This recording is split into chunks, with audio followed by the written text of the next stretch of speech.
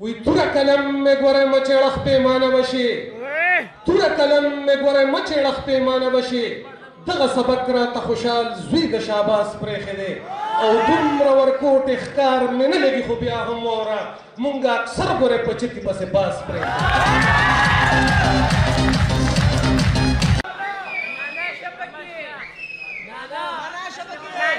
نانا خو به وشي خو یو لطیفه راته رایاده شوه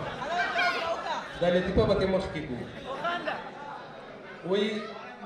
تاسو خو به اورېدلي وي انسان کسی حال میں بھی خوش نہیں رہتا د دې خبرې سره تعلق لري دا لطیفه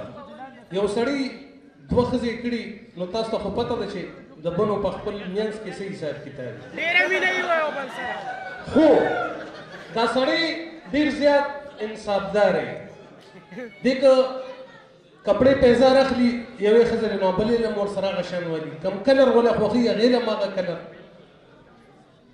خو په هر حال په هر څه کې دواړو له یو شان حصه کوي کم ټایم چې دا دواړه ښځې بیمارې شي نو قدرت ته ګوره چې دواړه په یو ځای په حق ورسي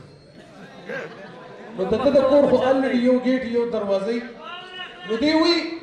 ګلکار راولي وي دویمه دروازه جوړه کړه چې دا دواړه جنازې برغې وځي دواړه جنازې برغې اوښکې دي درېیمه ختمه شوې ده درېیمې پسې دې د شپې اوده دی دا یوه ښځه وله په خوب کې راله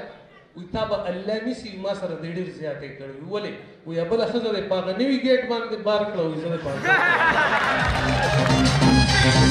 د